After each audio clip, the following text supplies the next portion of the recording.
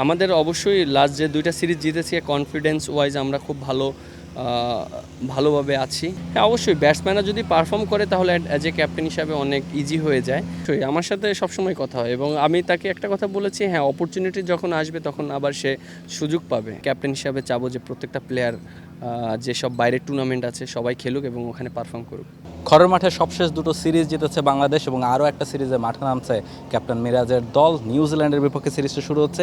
মিরাজ আসলে সবশেষ যে সিরিজটা খেলেছিল বাংলাদেশ নিউজিল্যান্ডের বিপক্ষে 2023 সালে নিউজিল্যান্ডের মাটিতে, তারপরে টাফ কন্ডিশন ছিল। এবার ঘরের মাটিতে আপনাদের দিক থেকে টাফ কন্ডিশন আপনারা নিশ্চয়ই অপোনেন্টকে দিতে চাইবেন বা টাফ একটা ফাইট দিতে চাইবেন, কি এক্সপেক্ট করছেন? না, অবশ্যই আমরা চেষ্টা করব ওভারঅল যেন একটা ভালো ক্রিকেট ম্যাচ হয় এবং আমরা যেন পারফর্ম করতে পারি, প্রত্যেকটা প্লেয়ার যেন পারফর্ম করতে পারে, এটাই আমার প্রত্যাশা থাকবে।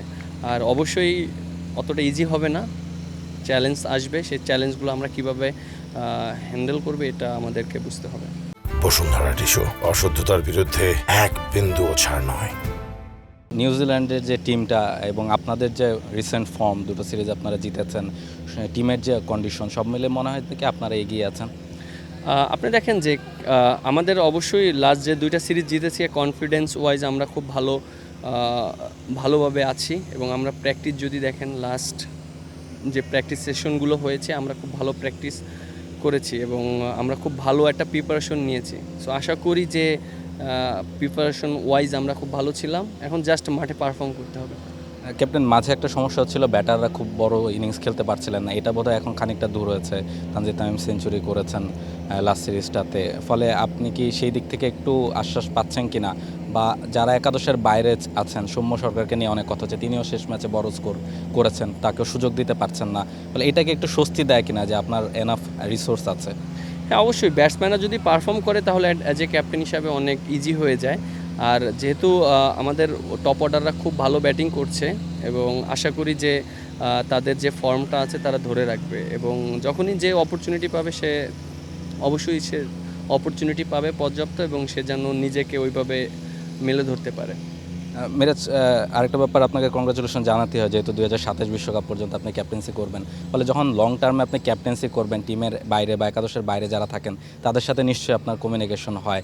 সৌম্যর সাথে কি, মানে যেহেতু বাইরে অনেক কথা হচ্ছে ফলে একজন প্লেয়ারের উপর প্রভাব পড়তে পারে, আপনার সাথে কথা হয় যে কীভাবে বা তার মেন্টাল স্টেটটা কেমন? হ্যাঁ, অবশ্যই আমার সাথে সবসময় কথা হয় এবং আমি তাকে একটা কথা বলেছি, হ্যাঁ অপরচুনিটি যখন আসবে তখন আবার সে সুযোগ পাবে এবং আমি অ্যাজ এ ক্যাপ্টেন হিসেবে তাকে একটা কথাই বলেছি যে সবসময় প্রিপারেশন রাখতে, যখনই সুযোগ আসবে যেন পারফর্ম করে, যখন পারফর্ম করবে তখন টিম আরও ভালো করবে। Basically Miraz, as a captain আপনি নিজেও একজন বোলার এবং আপনার সাথে আরও 4জন বোলার যারা ওয়ানডে টিমে খেলছেন, প্রত্যেকে ফর্মে আছেন, বা এক্সট্রা পেসার যিনি স্কোয়াড আছেন তিনিও ফর্মে আছেন।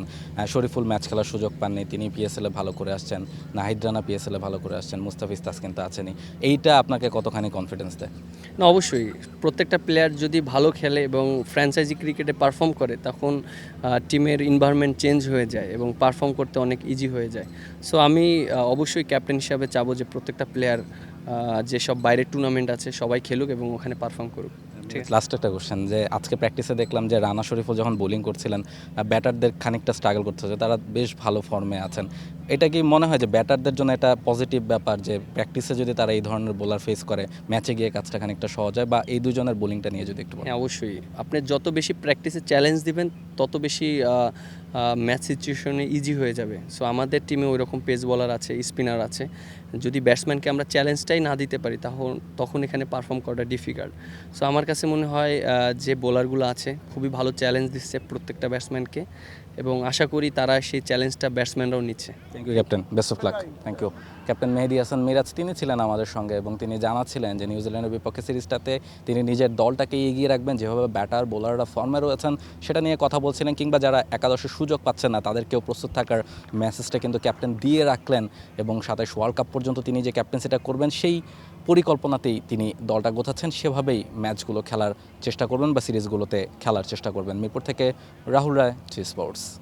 For more updates, subscribe to our YouTube channel and click on the bell icon. Follow us on Facebook and Instagram. Download T-Sports app to enjoy exciting games and highlights. Visit tsports.com.